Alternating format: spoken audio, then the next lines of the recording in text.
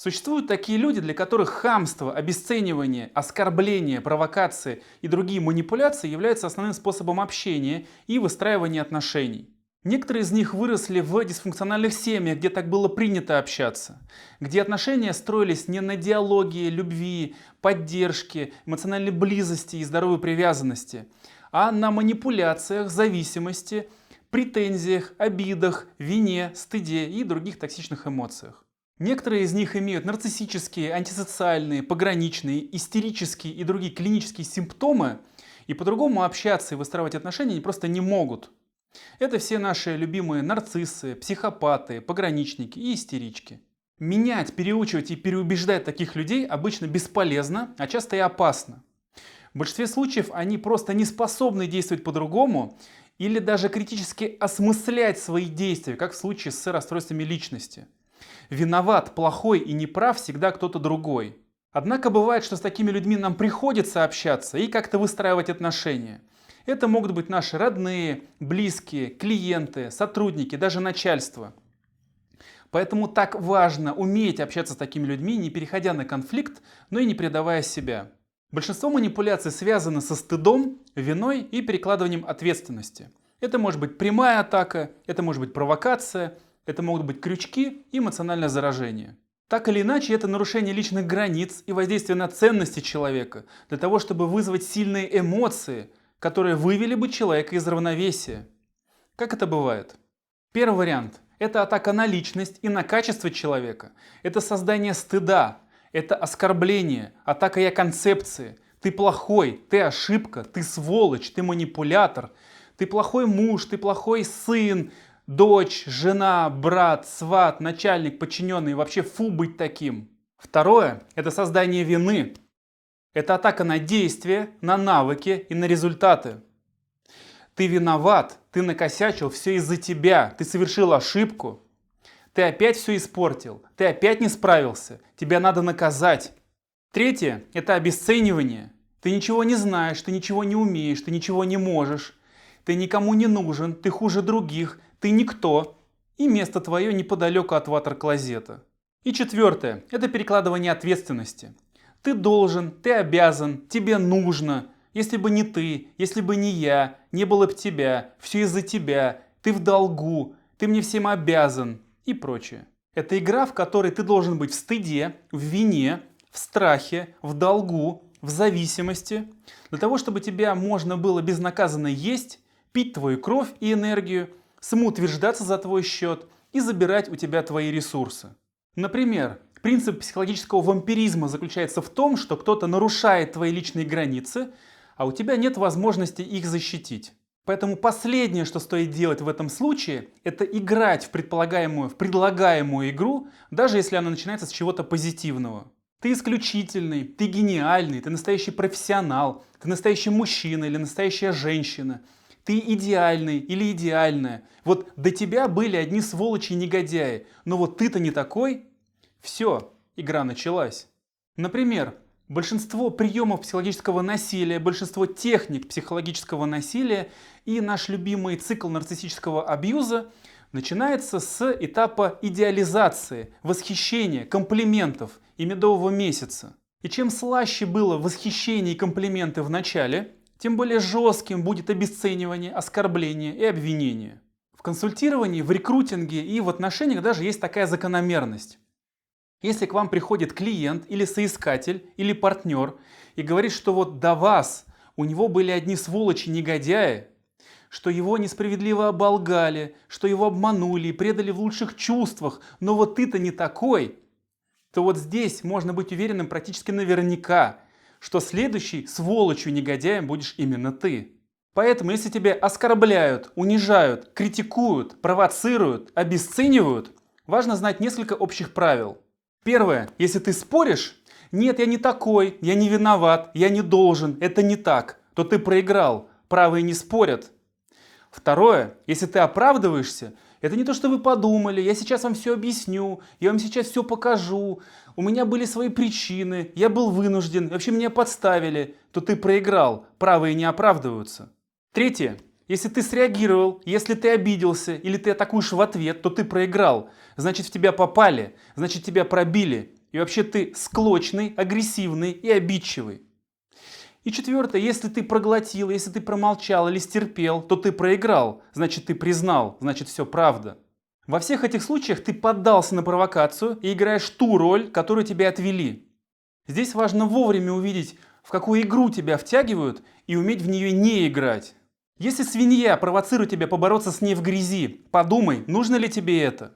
Входит ли это в твои планы? Соответствует ли это твоим интересам и целям? Для свиньи грязь – это родная среда обитания, и опыта у нее там больше мастерства.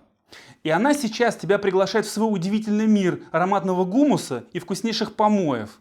Соответственно, если в твои планы не входит кому-то что-то доказывать, метать бисер и конфликтовать при этом тебе тоже не с руки, то можно воспользоваться тремя относительно мягкими способами ответа на провокации. Это размывание, гротеск и коллапс. Первый и самый мягкий вариант – это размывание. Ты не споришь, не оправдываешься, ты отстраненно рассуждаешь на тему. Размазываешь провокацию по древу, отстраненно озвучиваешь мысли вслух. Например, интересная позиция, занимательный вопрос, неожиданная точка зрения. Возможно, и так можно было подумать. Возможно, на вашем месте и мне могла прийти в голову именно такая мысль. Наверное, и такая точка зрения имеет право на существование, а может и не имеет, кто знает. Разные точки зрения могут быть на этот счет. Наверное, даже такое нельзя исключать полностью. Возможно, наверное, может быть, а может и не быть. Тут нельзя знать наверняка. Ты манипулятор. Интересное мнение. Наверное, в каком-то смысле все мы влияем друг на друга. Наверняка существуют еще люди, которые могли бы подумать так же. Наверное, и такая точка зрения имеет право на существование. Или это ты виноват, это все из-за тебя. Интересная позиция. Наверное, в каком-то смысле все мы отвечаем за то, что происходит в нашей жизни. Возможно, и так можно было подумать. Разные мнения могут быть на этот счет. Ты ничего не можешь, ты ничего не умеешь, ты никто. Это сильное высказывание. Все мы в каком-то смысле ограничены в наших возможностях. Возможно, ты имеешь право и на такое мнение. По-разному можно взглянуть на данный вопрос. Ты ответишь за это? Возможно, на вашем месте я мог бы рассуждать подобным образом. Не исключено, что в подобной ситуации я мог бы мыслить столь категорично. Наверное, и такая точка зрения имеет право на существование. А может и не имеет. Науке это неизвестно. Некоторые политики именно с размывания начинают ответы на неудобные вопросы. Следующий вариант, второй, это гротеск, это переигрывание. Это переигрывание! Это усиление реакции, это доведение ее до абсурда. Например, ты плохой, ты негодяй и подонок. Да, я намного хуже, чем ты можешь подумать. Я просто худший человек на свете. Я просто исчадие ада. Рядом со мной дьявол – это просто мелкий проказник. Ты манипулятор, абьюзер и вообще токсичная личность. Да, ты даже не представляешь насколько. Просто ты прямо сейчас уже находишься под моим гипнозом и не осознаешь всех психовирусов, которые я уже инсталлировал в твою психику. Рядом со мной вянут фикусы и лысеют кактусы. Даже персидские кошки превращаются в сфинксов. Ты виноват, ты все испортил, все из-за тебя. Да, абсолютно все плохое в твоей жизни – это все из-за меня. Дождь за окном – это все мои грязные происки. Биткоин упал, глаз дергается, крокодил не ловится, не растет кокос – это все мои гнусные инсинуации. Не спорим, не переубеждаем, а усиливаем, доводим до бреда, до абсурда. Все по ситуации. Следующий прием, третий, это коллапс. Это противоположная реакция на провокацию. Это разрыв шаблона. Это игра в другую игру. Это игра в противоположную игру. Вместо стыда, вины, обиды и страха ты реагируешь гордостью, радостью, благодарностью. Ты реагируешь, как будто бы тебя сейчас похвалили и наградили. Да, естественно, конечно. А как иначе? Например, ты манипулятор, эгоист и кровопийца. Да, естественно, конечно. А как иначе? Для тебя я манипулятор и кровопийца, а ты жертва, и я пью твою кровь. А что с ней еще делать? Естественно, я тобой манипулирую. А как иначе? Это ты во всем виноват, это ты все испортил. Круто у меня получилось тебя расшевелить. Сколько эмоций я из тебя достал. Или более официально: рад, что у меня получилось сделать так много для вас. Или мне льстит столько внимания к моей скромной персоне.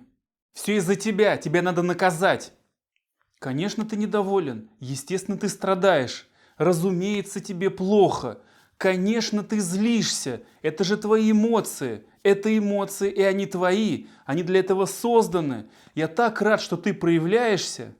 Уровень грубости и формулировки подбираем, исходя из ситуации и ваших возможностей.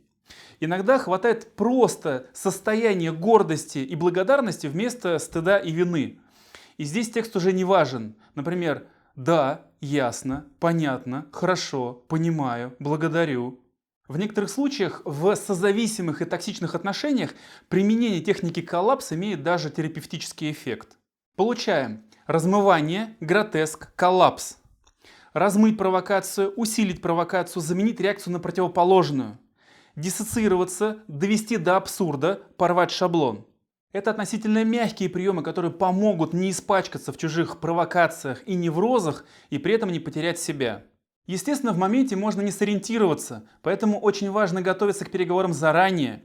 Тренировать все эти техники в безопасной атмосфере со своими друзьями, коллегами, соратниками. Подбирать именно ваши фразы, именно под ваши ситуации, для того, чтобы эти приемы стали вашей неосознанной компетенцией. Для того, чтобы в моменте с большей вероятностью вы отреагировали на провокацию правильно. Список видео с другими приемами я оставил для вас в описании под этим видео.